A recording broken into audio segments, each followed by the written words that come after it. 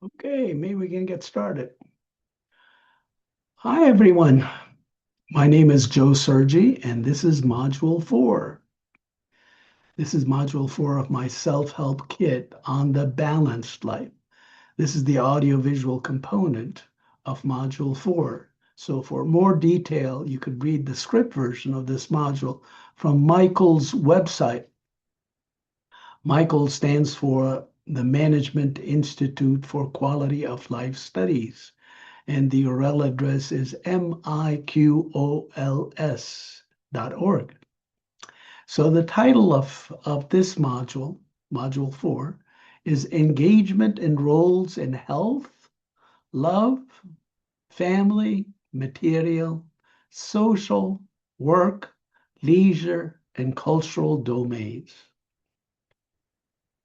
So in the last module, I spoke about how people typically try to optimize their life satisfaction. That is, they aim to raise it to an acceptable level by actively engaging in social roles across multiple domains.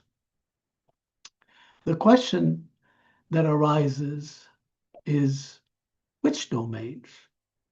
The answer is that life satisfaction increases significantly when an individual engages in social roles across life domains that satisfy the full spectrum of human developmental needs. Let me repeat that so it would, I hope it would resonate, but I'll explain further. The answer is that life satisfaction increases significantly when an individual engages in roles across life domains that satisfy the full spectrum of human developmental needs. Therefore, achieving a balanced life is best supported by active participation in social roles across various domains that address both basic and growth needs. Basic and growth needs. What are basic and growth needs? Basic needs pertain to survival requirements such as food and shelter, while needs encompass advanced aspects such as social connections, esteem, self actualization, knowledge, creativity, and so forth. Specifically, engagement in social roles in the health, love, family, and material domains primarily satisfies basic needs. In contrast, engaging in social, work, leisure, and cultural activities tend to satisfy growth needs. So let's try and be a little bit more specific. So I've long argued that subjective well-being, meaning life satisfaction, is not simply the sum of positive and minus negative affect or emotions, feelings, irrespective of the source, the specific needs associated with the experienced affect. Subjective well-being or overall life satisfaction involves the satisfaction of the full spectrum of human developmental needs, the full range of needs, not a handful of arbitrarily selected needs. In other words, one cannot substitute positive emotions related to one need for those related to another.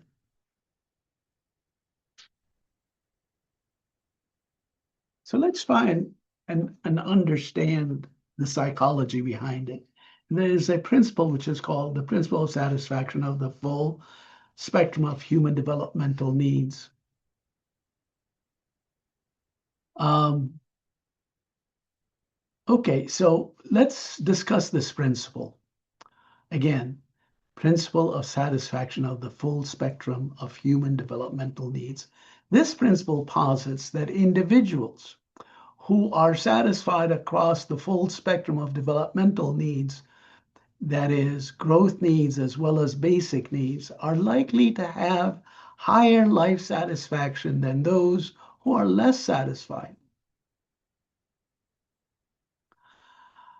Of course, you say, however, the point is not of course, I think I'm misreading this. The point is not satisfaction per se, but the source of satisfaction, namely the full spectrum of human developmental needs, basic and growth needs. In other words, higher levels of need satisfaction contribute to higher satisfaction when satisfaction stems from both basic and growth needs rather than from either alone. When people engage in multiple roles across life domains, they are likely to gain access to more psychological and physical resources, which in turn increases opportunities to satisfy many basic and growth needs. Seeking to satisfy a specific need within a single domain does not significantly contribute to life satisfaction. That is, when people engage in multiple roles, they're likely to experience satisfaction of growth needs, for example, social, knowledge, aesthetic, self-actualization, and self-transcendence, as well as basic needs like health, safety, and economic needs. Satisfaction with both basic and growth needs contributes significantly to life satisfaction.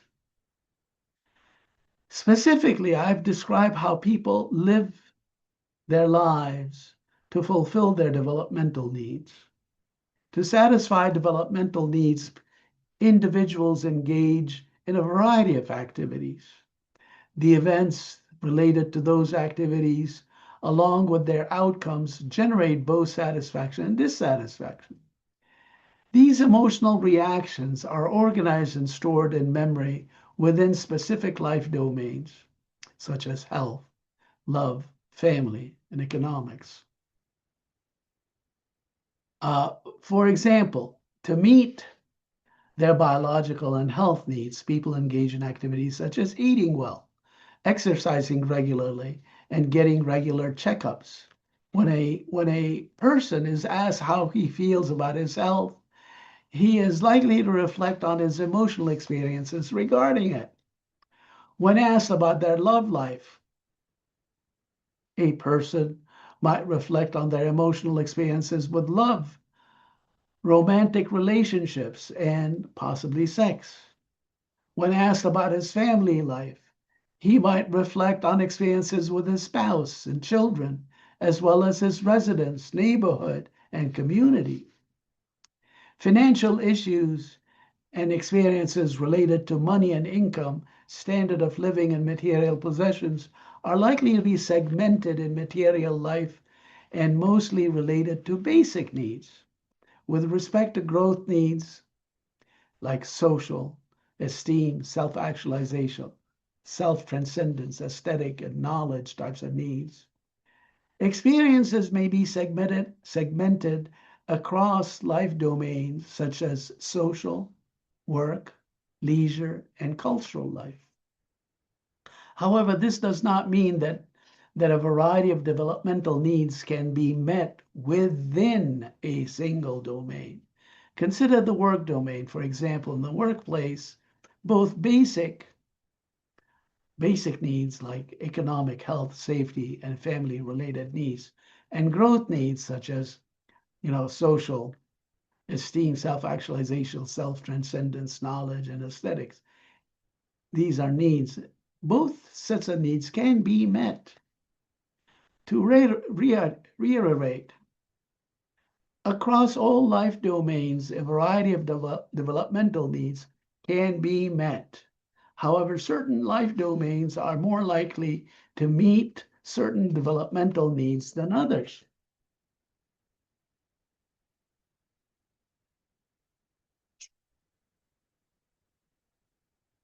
As such, the health, love, family, and economic domains are likely to reflect satisfaction stemming from meeting basic needs than from growth needs. Conversely, social life, work life, leisure life, and cultural life are domains likely to reflect satisfaction that result from meeting um, growth needs than basic needs. Support for this principle, which is the principle of satisfying the full spectrum of human developmental needs, come from evidence showing that materialism is negatively correlated with life satisfaction. Specifically, materialistic people can be seen as imbalanced as they pursue wealth and material possessions to the exclusion of other important goals. Materialistic people who can hoard material wealth may feel successful and happy with their material lives. However, placing undue emphasis on making money to satisfy basic needs, such as biological and safety needs, is likely to lead them to neglect other growth needs, including social, esteem, self actualization, self transcendence, aesthetics, and knowledge. It is no wonder that many studies have found materialism to be negatively correlated with life satisfaction. In essence, materialism is, is an excessive condition that adversely affects life balance by preventing the materialistic individual from satisfying a full range of human developmental needs across multiple life domains. Workaholism is also an excessive condition with similar effects on life balance and subjective well-being. A workaholic constantly seeks professional success to the exclusion of other important life goals. In general, individuals who fixate on specific domain or role are likely to experience dissatisfaction with life because they forego the satisfaction of the full spectrum of human developmental needs, both basic and growth needs. In sum, the preceding discussion can be captured as follows. Individuals who have a high level of role engagement in life domains related to both basic needs, for example, in health, love, family, and material domains, and growth needs, for example, social, work, leisure, and cultural domains, are likely to experience greater satisfaction among life domains, contributing to higher life satisfaction than those who have a high level of role engagement in domains related to only basic or growth needs.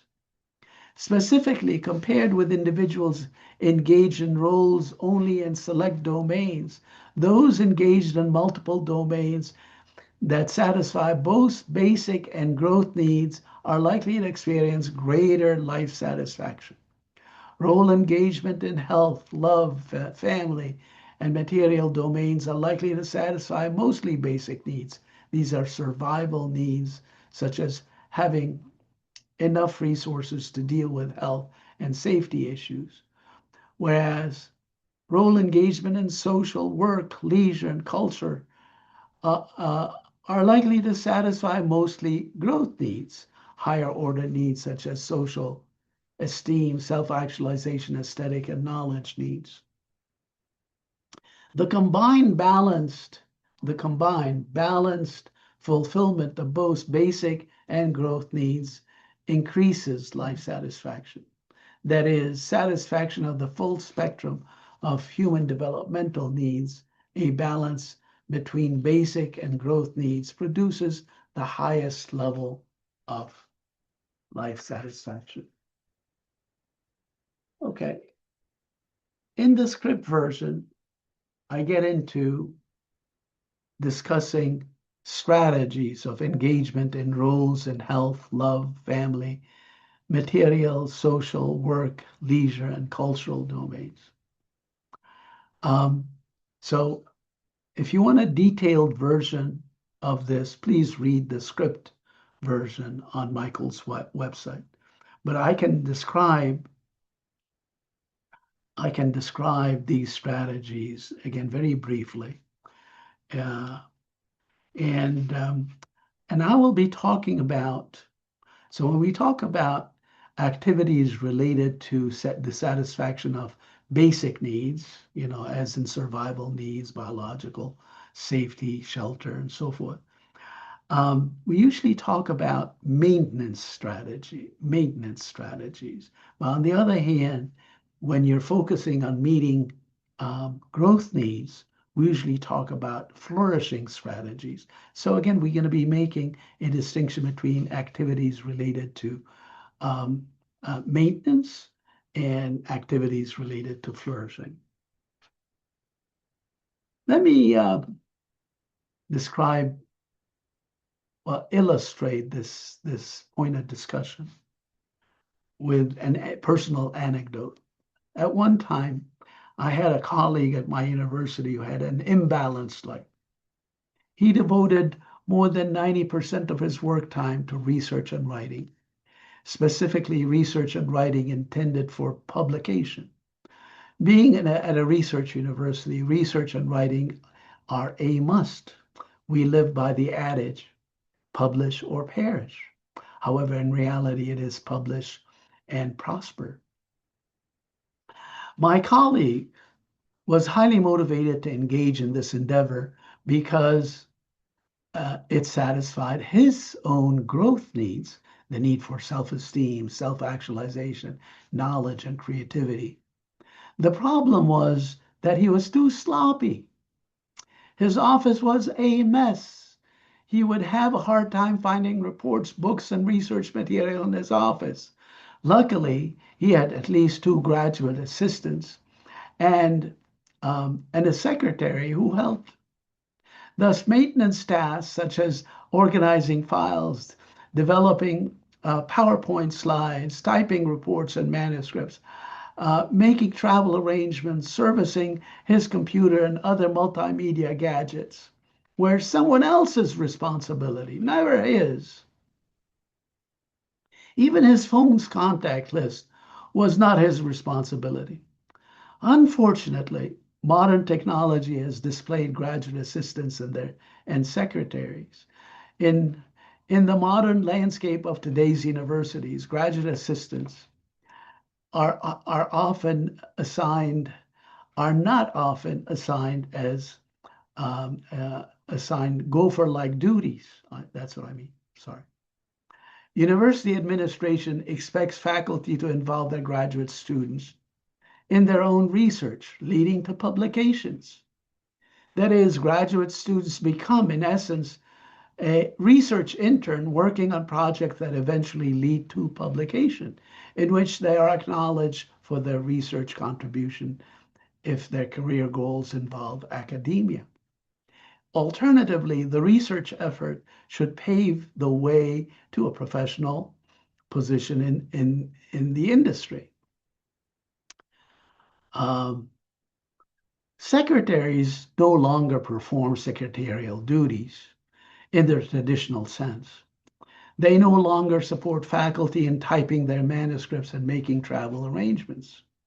Their positions have been transformed into a technical specialties such as financial accounting, inventory and logistics, research compliance, among others. Going back to my old-fashioned colleague, the maintenance support he once had was no longer available, was no longer available. His passion for research and writing has been hampered by his chaotic lifestyle. His scholarly productivity plummeted, and he refused to adapt to the rapidly evolving landscape of research universities. He became frustrated and angry at every turn. He complained constantly that the world around him kept crashing down. Most other university faculty learned to adapt by taking on new roles that once had been reserved to for graduate assistants and secretaries. They learned how to use information technology, to get things done efficiently. Thus, to engage in flourishing activities, one also needs to do housekeeping duties are required to allow individuals to both function and flourish.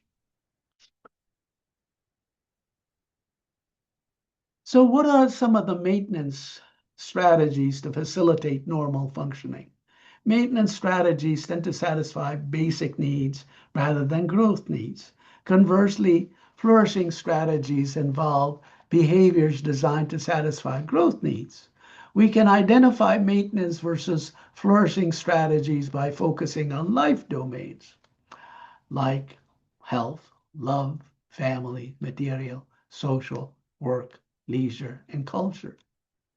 Here's a list of, I will talk about a maintenance versus flourishing behaviors. And again, this is much more fleshed out in detail in the script version of this module. But let's focus on, for example, health and safety. So what are the maintenance strategies and what are the flourishing strategies? Again, the maintenance strategies focus on the satisfaction of basic needs, while flourishing strategies focus on the satisfaction of what we call, again, higher order needs or growth needs. So maintenance strategies in the context of health and safety would be maintain a healthy lifestyle by engaging in regular exercise, physical exercise, and eating a well-balanced diet. Have regular health checkups and follow your doctor's orders. Again, these are examples of what we call maintenance activities in the health and safety domain. In contrast, flourishing activities in the same domain, meaning health and safety, would be make physical exercise a sport, make cooking a hobby, plan a social outings with nutritious meals and physical exercise. How about love life? Maintenance strategies would be make plans for the future to maintain your relationship with your romantic partner, such as buying a house together, attend couples counseling to maintain a healthy relationship. These are maintenance strategies. Flourishing strategies in love life would be something like take your spouse out for a romantic dinner, get together with good friends as a couple, travel with your significant others, reminisce about positive experiences you shared as a couple, make love in exotic locations. Examples, right? How about family life? Maintenance strategy would be maintaining a good relationship with family members requires significant time, effort, and money. This may include childcare, schooling, meal preparation, caring for the sick, the elderly care, household chores, and shopping for family needs, among many other essential tasks. Flourishing strategies in family life would entail injecting fun and passion into the family mix. Examples include planning a family vacation, hosting social events with family members, participating in sports with them, and engaging in leisure activities together. On and on. So again, in the script version, I describe these maintenance and flourishing strategies in some detail across all these different life domains: health and safety, love life, family life, material life, social life, work life, leisure life, and cultural life.